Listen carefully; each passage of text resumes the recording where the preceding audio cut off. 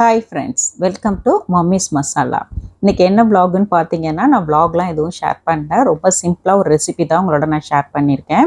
இப்போ பாப்பாவுக்கு வந்து ஸ்கூலில் எக்ஸாம்ஸ் எல்லாம் போய்கிட்டு இருக்கு. எனக்கும் கொஞ்சம் ஹெல்த் இஷ்யூஸ்லாம் இருந்துச்சு. சரின்னு சொல்லிட்டு இன்றைக்கி ரொம்ப சிம்பிளான ஒரு ரெசிபி தான். அதாவது ரொம்ப ஸ்பெஷலான ஹெல்த்தியான ரெசிபிங்க. மாப்பிள்ளை சம்பா அரிசியை வச்சு சூப்பரான ஆப்பம் தான் பண்ண போகிறோம். இந்த மாப்பிள்ளை சம்பா அரிசி பார்த்தீங்கன்னா அவ்வளோ ஹெல்த் பெனிஃபிட்ஸ் நிறைஞ்சிருக்கு. இது நான் சொல்லி தான் தெரியணும்னு அவசியம் கிடையாது. நீங்கள் ஜஸ்ட்டு கூகுள் பண்ணி பார்த்தாலே தெரியும். அவ்வளோ ஹெல்த் பெனிஃபிட்ஸ் இருக்குது. கண்டிப்பாக இது நம்ம வந்துட்டு எப்போவுமே ஒயிட் ரைஸே டிபெண்ட் பண்ணாமல் கொஞ்சம் இந்த மாதிரி கலர்ஃபுல்லான நம்ம ட்ரெடிஷ்னல் ரைஸையும் எடுத்துக்கிறது ரொம்ப நல்லது. நான் இன்றைக்கி இந்த ஆப்பம் செய்கிறதுக்கு ஒரு கப்பு வந்துட்டு மாப்பிள்ளை சம்பாவை எடுத்துக்கிட்டேன். இது வந்து பாருங்கள் எவ்வளோ கலர்ஃபுல்லாக இருக்குன்னு சொல்லி அவ்வளோ ஆன்டி ஆக்சிடென்ட்ஸு. அதுக்கப்புறம் பார்த்தீங்கன்னா இது கூடவே ஒரு கப்பு வந்து இட்லி ரைஸ், நார்மலாக நம்ம இட்லிக்கெலாம் யூஸ் பண்ணுற இட்லி ரைஸ் ஒரு கப்பு, ஒரு 1/4 கப்புக்கும் கொஞ்சம் கம்மியாக வந்து உருட்டு உளுந்து எடுத்திருக்கேன். 1 டீஸ்பூன் அளவுக்கு வெந்தயம், இது தாங்க மெஷர்மெண்ட்டு.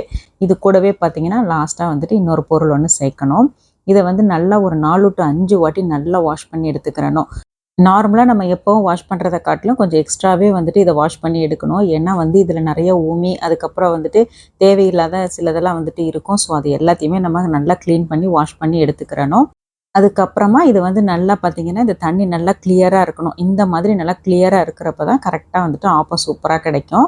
இந்த அரிசி இந்த கடைசியாக கிளியராக கிடைச்ச இந்த தண்ணியை நம்ம ட்ரெயின் பண்ணிவிட்டு நம்ம வந்து இதை ஊற வைக்கிறதுக்காக சுடுதண்ணி வந்து அடுப்பில் வச்சுருக்கோம். ஸோ இந்த டைமில் பார்த்தீங்கன்னா இந்த சுடுதண்ணி வச்சு தான் நம்ம வந்து அரிசியை ஊற வைக்க போகிறோம். இப்போ தண்ணி நல்லா வந்துட்டு சூடாயிடுச்சு.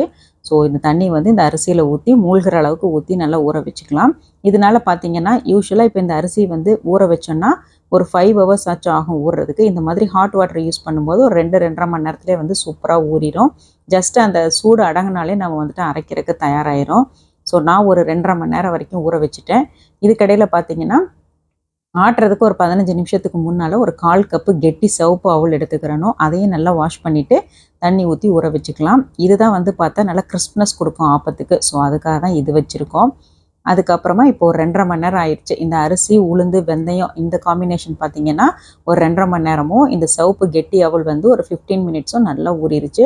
ஸோ ஃபஸ்ட்டு ஒரு மிக்ஸி ஜாரில் நம்ம வந்துட்டு கொஞ்சமாக அந்த அரிசி களைஞ்சி இந்த சுடுதண்ணி ஊற வச்சுருந்தோம் இல்லைங்களா, அதையும் ட்ரெயின் பண்ணிவிட்டு இப்போ வந்து ஃப்ரெஷ்ஷாக வந்துட்டு குடிக்கிற தண்ணி ஊற்றி, அதாவது ட்ரிங்கிங் வாட்டரை யூஸ் பண்ணி பறைக்க போகிறோம். கொஞ்சமாக இந்த அரிசி உளுந்து மிக்சரும் அது கூடவே நம்ம எடுத்து வச்சுருக்கிற இந்த ஊற வச்ச இந்த சிவப்பு அவலையும் ஆட் பண்ணி நல்லா ஃபைனாக அரைச்சிக்கணும். எவ்வளோ அரைக்க முடியுமோ அவ்வளோ நல்லா ஃபைனாக அரைச்சி எடுத்துக்கிறணும். இதே மாதிரி மிச்சம் இருக்கிற எல்லா அரிசியுமே நல்லா அரைச்சி எடுத்துக்கிறலாம். எவ்வளோ ஃபைனாக அரைக்கிறோமோ அந்த அளவுக்கு அரைச்சி எடுத்துக்கிறணும். நிறைய சிஸ்டர்ஸ் வந்து என்கிட்ட கேட்டது, அக்கா இது எங்கே கிடைக்கும் அப்படின்னு சொல்லி. இது வந்து பார்த்திங்கன்னா நீங்கள் சிங்கப்பூரில் இருக்கீங்க அப்படின்னு சொன்னாக்கா பக்கத்தில் உள்ள தமிழ் ஷாப்லேயே கண்டிப்பாக செக் பண்ணி பாருங்கள். அப்படி இல்லைன்னா அவங்கள்ட்ட நம்ம மென்ஷன் பண்ணி எனக்கு வாங்கி ஆர்டர் பண்ணி கொடுங்கன்னு சொன்னால் கண்டிப்பாக அவங்க வாங்கி தருவாங்க. அந்த மாதிரி வாங்கிக்கலாம். அப்படி இல்லைன்னா தேக்கா பக்கம் போனால் நிறைய தமிழ் ஷாப்ஸ் இருக்குது, பெரிய பெரிய கடைகள்லாம் இருக்குது. ஸோ அங்கே எல்லாம் நம்ம செக் பண்ணி பார்க்கலாம். அதே மாதிரி ஆன்லைனில் கூட நம்ம செக் பண்ணி பார்க்கலாங்க. கண்டிப்பாக கிடைக்கும். இது கிடைக்காம போகாது. நிறைய எங்கிட்ட நீங்கள் ரிப்பீட்டடாக கேட்குற சில விஷயங்கள்லாம் பார்த்தீங்கன்னா நான் ஆல்ரெடி போஸ்ட் பண்ணியிருக்கேன். லாங் வீடியோவை கொஞ்சம் செக் பண்ணி பாருங்கள். அவ்வளோதாங்க. இப்போ மாவு வந்து நல்லா அரைச்சி எடுத்தாச்சு. இது கூட தேவையான அளவு சால்ட் ஆட் பண்ணிவிட்டு நல்லா வந்து மிக்ஸ் பண்ணி விட்டுறலாம். அவ்வளோதான். இப்போ வந்து மாவு வந்து நம்மளுக்கு ரெடி ஆயிடுச்சு. இந்த நைட்டு வந்து நான் சாயந்தரம் போல் ஊற வச்சு நைட்டு போல் அரைச்சி வச்சுட்டேன். மார்னிங் எப்படி இருக்குன்னு சொல்லி பார்க்கலாம். பாருங்கள், மாவு நல்லா சூப்பராக வந்து பொங்கி வந்திருக்கு. இருந்தாலும் சிங்கப்பூரில் நான் அரைச்சி வச்ச அன்றைக்கி நைட்டு ஃபுல்லுமே மழை. ஓரளவுக்கு எனக்கு பொங்கி வந்திருக்கு. நல்லா பொங்கி வந்துச்சுன்னா இன்னுமே நல்லா சூப்பராக இருக்கும். ஸோ பரவாயில்ல, இந்த அளவுக்கு பொங்குனதே ஓகே தான். ஸோ இது வந்து மாவு கொஞ்சம் நல்லா கெட்டியாக இட்லி பதத்துக்கு இருக்குது. ஸோ நம்ம வந்து இது கூட வந்து கொஞ்சம் டைலூட் பண்ணணும். அதுக்கு நான் என்ன செய்ய போகிறேன்னா, இன்றைக்கி வந்து தேங்காவோட அந்த பேக் சைடில் பிளாக் கலரில் இருக்கும் இல்லைங்களா, அந்த ஓடெல்லாம் வந்து நல்லா பீல் பண்ணி எடுத்துகிட்டு சின்ன சின்ன பல்லுப்பெல்லாம் கட் பண்ணிவிட்டு இதை வந்து ஒரு மிக்ஸி ஜாருக்கு மாற்றிட்டு வெதுவெதுப்பான தண்ணி சேர்த்து கொஞ்சம் கொஞ்சமாக அரைச்சி நல்லா வந்துட்டு ப்ரெஸ் பண்ணி தேங்காய் பால் எடுத்துக்கிறலாம். ரொம்ப சூடான தண்ணி ஆட் பண்ணிட்டோம்னா தேங்காய் பால்லேருந்து எண்ணெய் மாதிரி பிரிய ஆரம்பிச்சிடும். ஸோ வந்து வெதுவெதுப்பான தண்ணி தான் மஸ்ட்டு ஆட் பண்ணணும். ஆப்பம் அப்படின்னாலே அதுக்கு வந்துட்டு தேங்காய் பால் தான் நல்ல காம்பினேஷனாக இருக்கும். எங்கள் வீட்டில் எல்லாத்துக்குமே இந்த காம்பினேஷன் தாங்க ரொம்ப பிடிக்கும். ஆனால் கடலைக்கறியும் சூப்பராக இருக்குன்னு சொல்லி சொல்லுவாங்க. பட் வந்து எங்களுக்கு என்னமோ அந்த அளவுக்கு அது செட் ஆகலை. நீங்கள் வந்து உங்களுக்கு எது பிரியமோ அந்த மாதிரி பண்ணிக்கோங்க. ரெண்டாவது வந்து இந்த தேங்காய் பால்லேருந்து நம்ம கொஞ்சம் பால் எடுத்து நம்ம வந்து மாவோட மிக்ஸ் பண்ண போகிறோம். இது வந்து ஆப்ஷனல் தான். உங்களுக்கு விருப்பம் இல்லைன்னா நீங்கள் நார்மல் வாட்டரோ இல்லை வந்து தேங்காய் உடைச்ச அந்த தண்ணி இருக்குல்லையா அதை கூட நம்ம ஆட் பண்ணி மாவில் நல்லா மிக்ஸ் பண்ணிக்கிறலாம். இந்த மாதிரி தேங்காய் பால் ஆட் பண்ணும்போது நல்லா வந்துட்டு டேஸ்ட் நல்லா என்ஹான்ஸ் பண்ணி கொடுக்கும். நல்லா டேஸ்ட்டாக இருக்கும். ஒரு சின்ன மைல்டு ஸ்வீட்னஸ் இருக்கும். ஸோ அதுக்காக தான் அதை வந்து ஆட் பண்ணுறோம். நான் வந்து இன்றைக்கி 2 குழிக்கரண்டி அளவுக்கு தேங்காய் பால் வந்து இதோட மிக்ஸ் பண்ணியிருக்கேன். நல்லா கலந்து விட்டு நல்ல ஒரு தோசை மாவு பதம், அதாவது தோசை மாவோட கொஞ்சம் தண்ணியாக இருக்கிற மாதிரி கன்சிஸ்டன்சிக்கு நம்ம மாவை கரைச்சி வச்சுக்கலாம். இந்த தேங்காய் பாலில் கொஞ்சமாக ஒரு பிஞ்சு சால்ட்டு, ஏலக்காய் தூள் மட்டும் சேர்த்து நல்லா மிக்ஸ் பண்ணி விட்டுறணும். தேவைக்கு ஏற்ற மாதிரி நான் ப்ரௌன் சுகர் ஆட் பண்ணியிருக்கேன். நீங்கள் தேவைப்பட்டால் வந்து நாட்டு சர்க்கரை இல்லை ஒயிட் சுகர் இந்த மாதிரி எது வேணாலும் நம்ம யூஸ் பண்ணிக்கிறலாம். நம்ம இஷ்டம்தான்.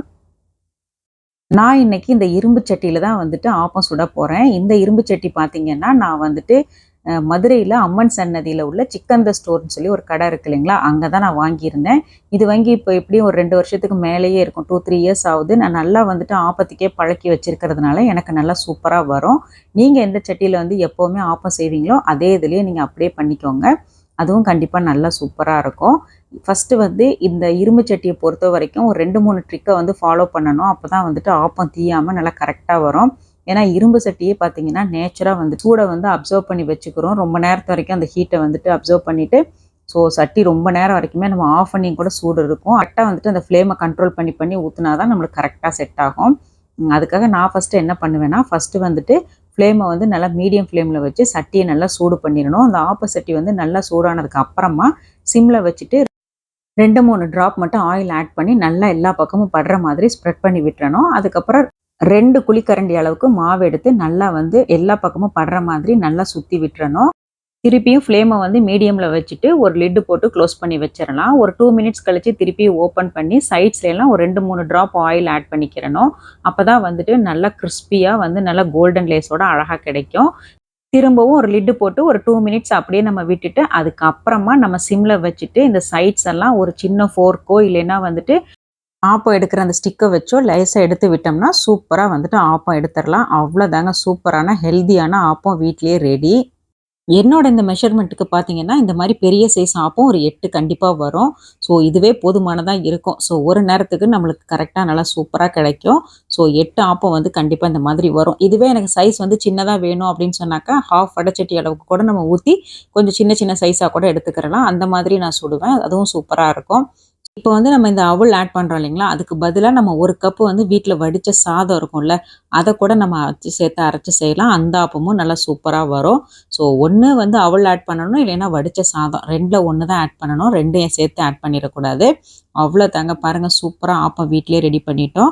இந்த ஹெல்த்தியான ஆப்பத்துக்கு வந்து இந்த சூப்பரான வந்து தேங்காய் பாலை வச்சு அன்றைக்கி மார்னிங் பிரேக்ஃபாஸ்ட்டை நாங்கள் முடிச்சிருந்தோம். நீங்கள் என்ன மாதிரி மெஷர்மெண்ட்டில் ஆப்பத்துக்கு ஊற போடுவீங்க, எந்த மாதிரி செய்வீங்கன்னு சொல்லி மறக்காமல் கமெண்ட்டில் ஷேர் பண்ணுங்கள். அப்படியே என்னோடய ஆப்பம் உங்களுக்கு ரொம்ப பிடிச்சிருச்சுன்னா கமெண்ட்டில் ரெட் கார்ட் கொடுக்க மறந்துடாதீங்க. இந்த ஹெல்த்தியான மாப்பிள்ளை சம்பா ஆப்பத்தோட மெஷர்மெண்ட் பார்த்தீங்கன்னா நான் டிஸ்கிரிப்ஷனில் டீட்டெயில்டாக கொடுத்துருக்கேன். தேவைப்படுறவங்க செக் பண்ணி பார்த்துக்கோங்க. கண்டிப்பாக இந்த வீடியோ உங்களுக்கு பிடிச்சிருந்துச்சின்னா ஒரு லைக் மட்டும் பண்ண மறக்காதீங்க. நெக்ஸ்ட் வீக் இன்னொரு இன்ட்ரெஸ்டிங் vlogல நான் வந்து உங்களை மீட் பண்ணுறேன். பிடிச்சிருந்தா சப்ஸ்கிரைப் பண்ணுங்கள். தேங்க்ஸ் ஃபார் வாட்சிங்.